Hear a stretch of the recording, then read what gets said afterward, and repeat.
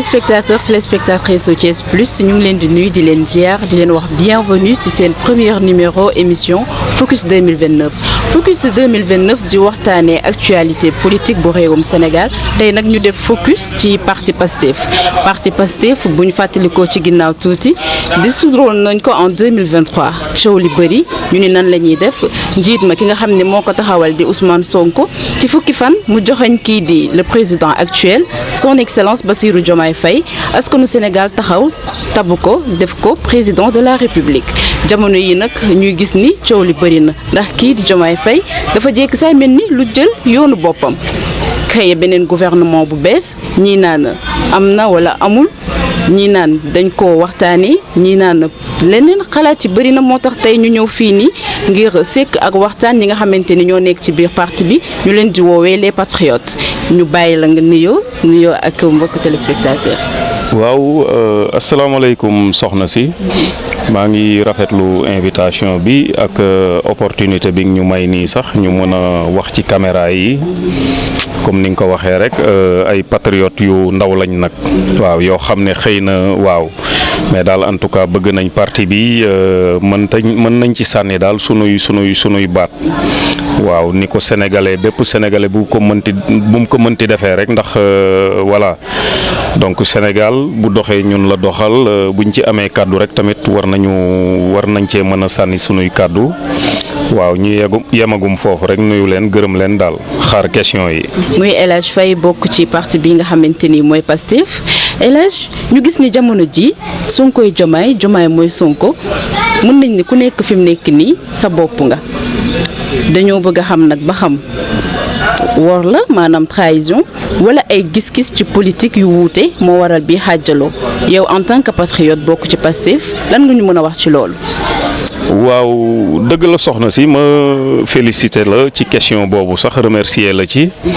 donc effectivement bi ñu jëlee nguur gi takk en 2024 loolu la ñu waxoon ñun li ñu jàppoon mooy Diomaye mooy Sonko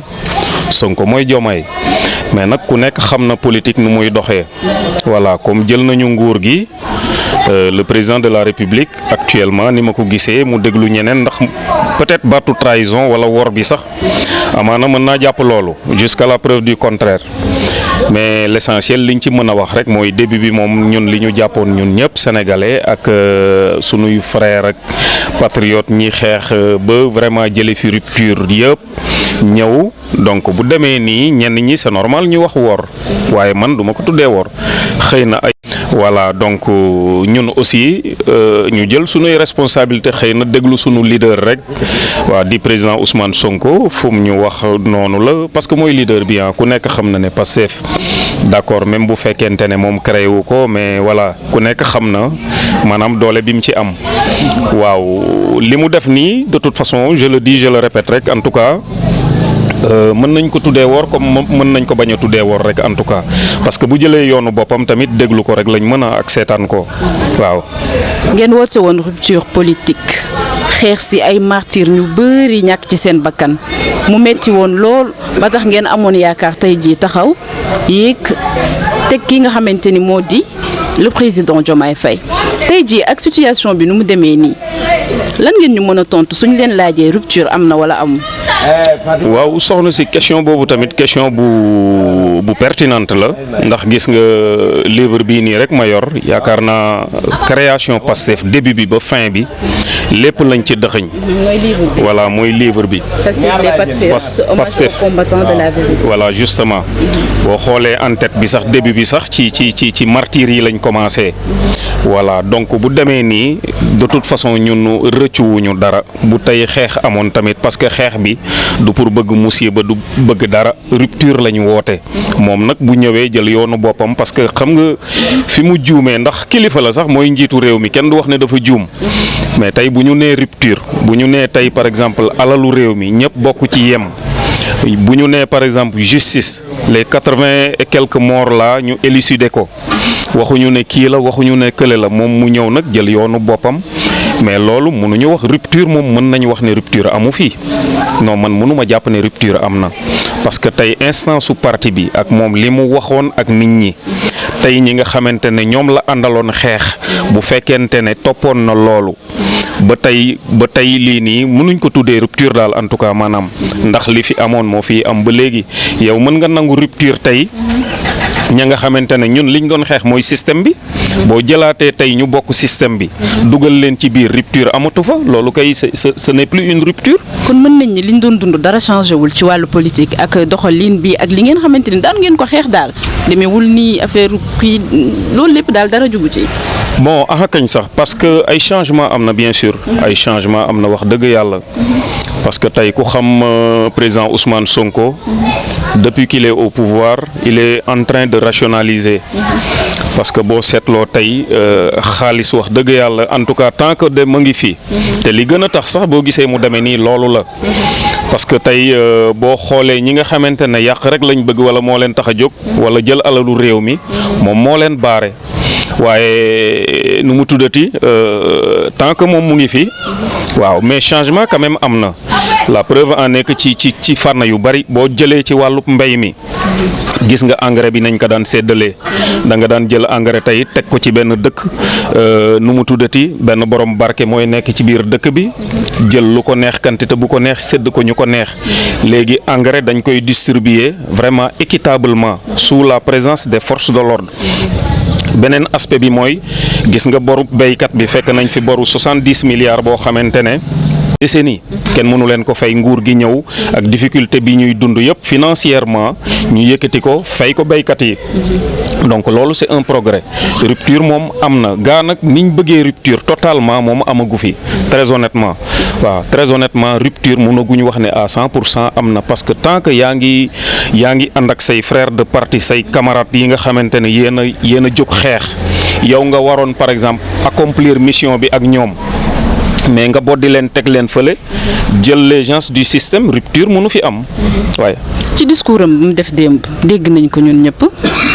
mooy bi ñuy célébrer li nga xamante ni mooy un siècle ex-président Abdoulaye Wade discours boobu déglu nga ko ban jàngat nga ci am. Merci beaucoup madame déglu naa ko bu baax a baax mais ñun li ñu jàpp rek ñun ñëpp li ñu jàpp vraiment ñun dañuy jàpp ne président léeg-léeg xam nga rek dina wax yoo xam ne sax jaru ko woon ndax li ma lay fàttali rek invité nañ ko fii keroog bi mu invité journaliste yi gis nga mu toog ak un journaliste ba di ko wax ne ko seen télé boobu noonu wax yi ma gën a naqari fa lañ ma koy waxee maanaam moom day jéem a topp ay mbir wala ni ma ko mën a tuddee ay détails quoi.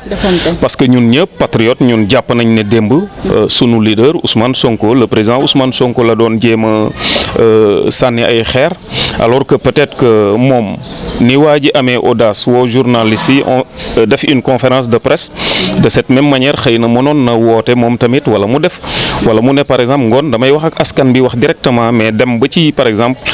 fu ñuy féetewu ay 100 ans wu Ablaye Wade ngay wax yooyu mel ni bon les gens vont dire tout simplement que président Ousmane Sonko lay sànni xeer. discours boobu amu fa woon place. Bon, je ne pense pas honnêtement c'est vrai que s'il se limitait du président Abdoulaye Wade il a fait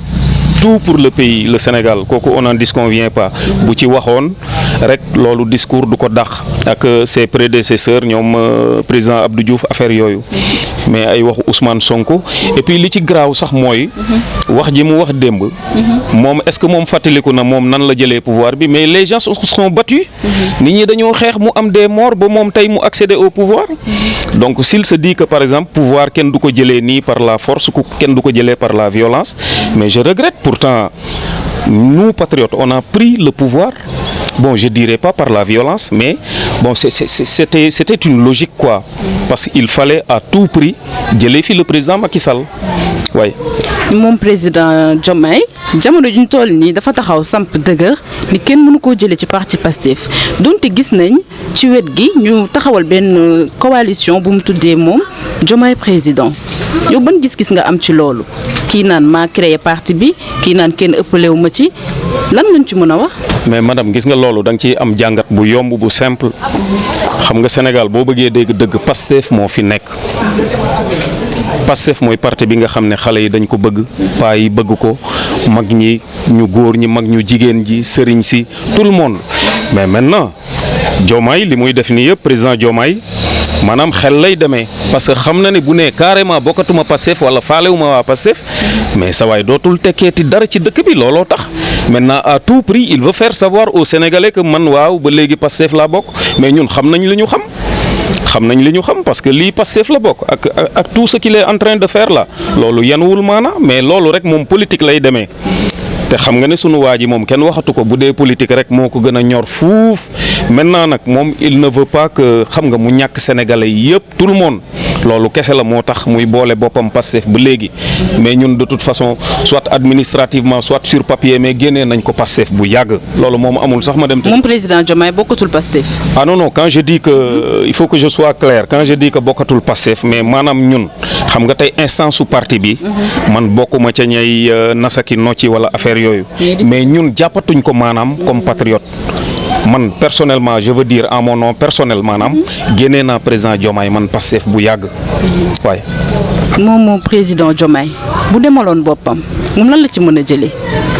soxna si président Diomaye xam nga ne da ngay dégg sax gars yi di ko wax boo seetloo rek politiquement ñi ko jege Abdourahmane Diouf souvent nga dégg ñu ne la fan la gagné Mimi Touré fan la mas a gagné moom ci boppam da ngay dégg saa su ne ñu ne la njagañaaw ba mu dëkk sax yaakaar naa benn soxna moo ko fa sonnal mënu fa gagné dara donc moom mais je regrette de le dire mais président Diomaye bu ko nit ñi xamee c'est grâce à Ousmane Sonko. c'est grâce à Ousmane Sonko xam nga bu ñu demee ba le monde occidental dans la sous-région ak même les tubaab la ñëpp di ko waxtaanee mais amul ko xamul actuellement l'histoire du Sénégal comment le Pastef a pris le pouvoir il a été bu ko nit ñi xamee daal en tout cas kenn moo tax mooy président Ousmane Sonko bu demalee boppam aussi je ne pense pas mu am dara je ne pense pas il n'aura rien du tout. nga yaakaar ni moom président Diomaye am na yenn gàllankoor yu mu mën a teg ki nga xamante ni moo di Ousmane Sonko ci guddi yi ñu nekk. waaw xam nga boo seetloo on a un avocat là bu bokk ci ñun di ñu défendre muy maître Ciré Clédor Ly boo xoolee depuis presque les 48 heures passées là il est en train d'alerter bon ñun patriotes aussi ak Ousmane Sonko tamit fi ko nit ñi teg parce que tamit ce n'est même plus sax le Sénégal ko même tubaab yi. dañ cee laxasu les occidentaux là xam nga ne à tout prix arrangé wu leen donc à tout prix arrangé wu leen donc loolu moo tax notre grand avocat là vraiment temps yëpp muy alerté pour bañ par exemple ñaari député yooyu en l'occurrence Cheikh Bara Ndiaye ak Guy Marius Sagna ne encore parce que ñun li ñu njortoon boo xoolee avant ñuy dem tabaski da nga daan dégg ñu naan la way l'affaire Ndiaga Seck la xam nga y a 10 personnes ou 8 personnes sur la liste mais ñoom ñëpp il faisait allusion à Ousmane Sonko ndax dina bokk ci liste bi donc on supposait que ne après la tabaski ñu tudd fi turam def rek comme ni ñu créé woon le dossier Adji Sarr pour yóbbu ko ci kaso bi ñun on est prêt à ça loolu bu amee du ñu bett mais encore une fois Diomaye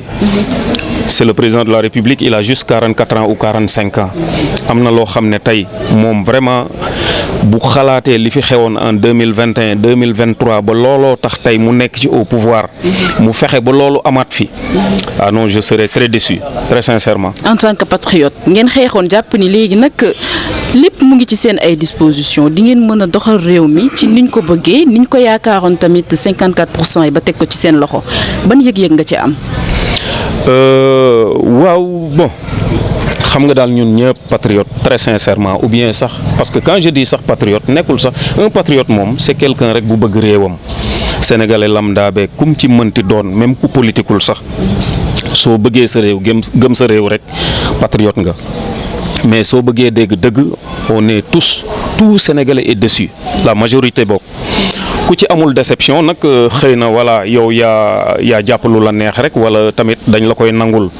mais on est très très très déçu parce que comme li nga wax rek à l'entame de tes propos sa première question bi rupture lañ bëggoon vraiment égalité alalu réew meek lépp sur tous les plans mais loolu yëpp mënatuñ ko gis parce que tey leader bi nga xamante ne tey ñun moom lañ gàllankoor Macky Sall gàllankoor ko tey bu nekkoon président de la République xam nga ne du madame vraiment du demee nii waaye. ñu ñëw ci congrès bi lan moo ko tax a jóg lu tax ngeen taxawal ko ci moment yi ndax pour ëllëgu réew mi la wala ngir tabb ki nga xamante ni moo di Ousmane Sonko président 2029 lan nga ñu mën a wax ci congrès bi. Oui, absolument. Xam nga congrès bi boo xoolee le parti depuis sa création voilà bii mooy premier congrès bi te ñun patriote je dis que sax président Ousmane Sonko lépp lu mu def les gens peut-être mën nañ ko ñi ko contrant gàkkal ko voilà non dafay natt dooleem ak affaire yooyu mais alors que c'est pas ça. Il a ses militants. Il doit les regrouper et rassembler te moom foofu la toll instant bi Ousmane Sonko c'est quelqu'un qui doit toujours parler aux Sénégalais wax ak nit ñi xam fi mu jëm xam li mu bëgg xam ses intentions loolu moo waral congrès bi mais nekkul pour noos ou pour quoi que ce soit c'est pour rassembler ses militants parce que di nga gis sax ñoo xam ne dinañ ñëw ci congrès bi alors que en réalité voilà du ñu bokk Pastef waaw c'est des patriotes rek dans le cadre général ndax dégg nga monsieur Fadilou Keita je crois que barki démb rek xaw ma démb am na fu ñu ko invité mu expliquer loolu ne am na ay kilifa yoo xam ne sax quitté nañu Europe di jël vol spécial ñëw rek pour gis Ousmane Sonko rencontrer ko nuyu ko échanger ak moom donc à plus forte raison nag ñun sénégalais yi nga xam ne tey voilà dund bi cher na dëkk bi metti na vraiment voilà loolu yëpp c'est très normal mu wax ak sénégalais yi gën leen encore parce que xam nga li ci gën a am importance sax actuellement ñoom ñaar da ngay dégg sax ñuy wax ne bon deal la du deal dugg na fii génn na fii pour la première fois nga gis ko sax bi mu defee keroog il était obligé de le dire sax mooy l'affaire bi nga doon dégg Cap Manuel dugg na fii génn na fii il était dans l'obligation d'expliquer que ne effectivement lii ak lii ak lii am na mais képp ku xam président Ousmane Sonko xam nga ne nekkul ci ay deal nekkul ci ay tappale wala ay détails moom il dit les choses tant qu'elles sont voilà. lan ngay dénk jeunesse bi patriote bi yéen parce que am na ñu bari ñoo xamante ni dañoo jaaxle jamono ji parce que nee nañ taxawaayu ba amoon bañ fi nar a jëlee ki nga xamante ni mooy président Macky Sall martyr yi dégâts yi loolu lañ nar a dundaat am na ñoo xamante ni tiit nañ jàq nañ jaaxle nañ lan nga leen di dénk ko tamit ñi nga xamante ni jeunesse bi la ak mboolem koo xamante ne pare na pour topp leen ci xeex bi ngeen war a xeex. waaw merci beaucoup madame mooy li ma la wax léegi rek xam nga man je dis d'abord que décourager c'est pas patriote léeg-léeg sax nga dégg ku la wax ne way man pourtant élection yi passé ñoom laa voté loon way waaye léegi kenn mënatul non man je me dis que kooku vraiment c'est un jeune ou bien quelqu'un qui est inconscient man maa ngi voté club 2/3 législative bureau de vote numéro 17 fa lay voté mais chaque vote je suis le premier à voter parce que à 4h 5h du matin nit benn mbir da lay jaral n'est-ce pas même le président Macky Sall ses réalisations yi ngay dégg sax def na ko mais il l'a pas fait dans ses premiers 2 ans ou 3 ans ces réalisations là il l'a fait dans son second mandat donc tey nañu garder espoir la jeunesse préparer seen pièce d'identité yi te gën a am espoir ci président Ousmane Sonko parce que li xew nii mënu ci dara léeg-léeg sax da ngay doon dégg sénégalais yi mooy avant bi muy nekk premier ministre nit ñi naan way bon nu mu tuddati loxoom mu ngi ci biir mais président Ousmane Sonko da doon boole lu ko neex ak lu ko naqari rek parce que voilà décret moom signé wu ko am na loo xamante ne tey su ko bëggee def le président de la République c'est lui le chef suprême des armées c'est lui le père de la nation donc il y a de ces prérogatives yoo xam ne c'est pas au président Ousmane Sonko de le faire n'est-ce pas mais c'est au président Diomaye le président de la République et donc par conséquent donc képp koo xamante ne jeune nga patriote nga gën a am espoir toogal fii nga liggéey te xam ne 2029 dañuy voter jox réew mi président Ousmane Sonko et tout va marcher inchallah waay 2029 dinañ voté jox réew mi ki nga xamante ni moo di Ousmane Sonko ñu leen di fàttali ba tey yéen a ngi ci seen émission Focus ñuy waxtaanee li nga xamante ni mooy actualité politique ak mbirum Pastef ñu ngi lay jaajëfal di am contentement bu baax. jërëjëf madame man maa lay sant gërëm la ci opportunité bi nga ma may nii rek ma mën a wax ak sénégalais yi voilà mën a leeral quelques détails rek en tout cas ñu def daal focus rek. voilà ci congrès bi war a am ci ñaari fan yi suba ak ginnaaw suba def focus aussi rek à la jeunesse sénégalaise ku ci amul woon kii wala ngay am looy jiixi jaaxa nga gën a confiant de ce parti Pastef daasal ko lépp jox ko et je sais que tu ne seras pas déçu yal na yàlla def ci réew mi jàmm. ñu leen di fàttali seen émission Focus 2029 la woon ñu leen di jaajëfal di leen sant ci teewlu bi ak ànd bi di leen wax ni dinañ ñëwaat ak yéen du bii rek ci yeneenu jotaay yeneenu ëttu politique di remercier di gërëm ñëpp Mbagnick di leen wax ngeen di abonné di partager te duñu topp nag parce que yéen lañ fi nekkal fi askan wi di leen jox dig daje ba beneen incha allah.